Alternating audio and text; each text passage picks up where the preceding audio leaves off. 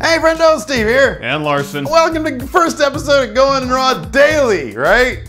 Whatever it's called. All right, anyways, we're doing short form content here before we do our podcast in the morning. So look at my set. I got my set with Ric Flair because we're going to talk about Ric Flair, Larson. We are. Over there on the news desk, everybody say hi to Larson. Hi, everybody. Here we go.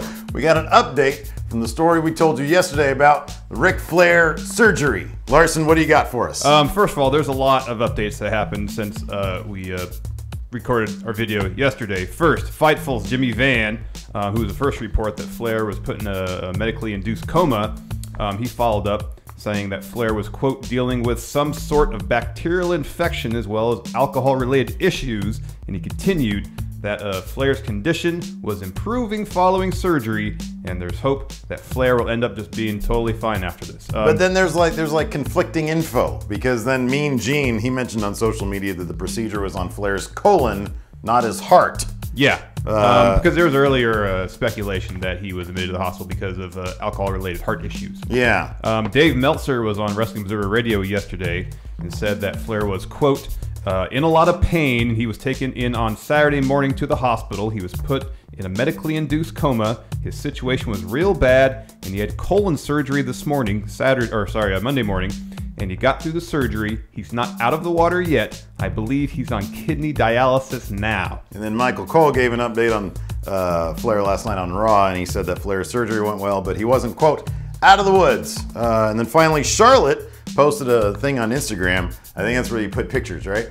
It is. Yeah, that's right. She said, on behalf of my family and I, we want to thank everyone for the prayers, texts, calls, and support. Our dad is a fighter, and your continued thoughts and prayers mean the world to us. We will update everyone when we have more information. So it seems like, regardless of what he was getting surgery on, it seems like it's still touch and go, but he's resting, and hopefully he'll recover. Yeah, it seems like based on the various reports, and as you said, there is seemingly some conflicting information that he was admitted for perhaps several different issues. Yeah. And I read somewhere that he was slated to have surgery this week at some point anyways, whether it was the colon surgery or not, unknown. Yeah. But hopefully Rick is recovering. Hey, look, sometimes you gotta get an oil change.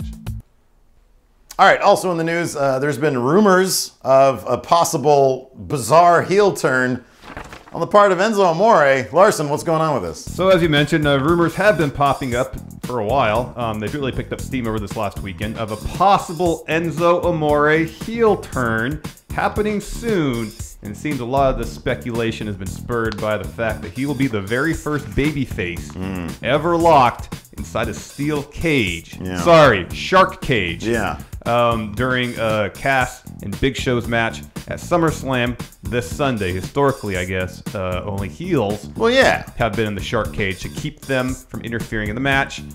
But Enzo as a face, he's been interfering in Cass and Enzo, Cass and Big Show. I'll tell you one place he's not a face. In the WWE locker room, apparently. Oh, there you go. So already a heel turn for Enzo Amore. I don't know, this is kind of weird. Like, they break him up, and then they turn one guy heel, and then they wait like a month and they turn the other guy heel. I don't know if there's any like precedent for that. I mean, it's wrestling. I'm sure it's happened before. It's weird stuff, though. It is. Wrestling Observer's Brian Alvarez mentioned that it's possible that Enzo could drop some sort of foreign object from the shark cage. Maybe him. Maybe Enzo can drop himself from the cage. It's true. I kind of feel like that's what they're doing. Like, he's probably afraid of heights, so they're putting him up in a shark cage. I feel like now that he's a heel in the locker room, they're just messing with him. They're punishing him. Yeah. And anyways, if Enzo does drop something from the shark cage that could lead Cass to picking up the win in the match Sunday, even if the object that Enzo might drop was intended for Big Show. Yeah. And then other reports suggest that Enzo and Cass could possibly reunite and then reform their tag team as a heel team now, which doesn't make any sense. Why go through all this effort just to swerve? Well, I call bullshit on that, Larson. It's kind of underwhelming if they just do all this to swerve Big Show. Anyways, we're going to talk about this more on our podcast, Going in Raw. Be sure to check that out. Until next time, we'll talk to you guys later. Bye.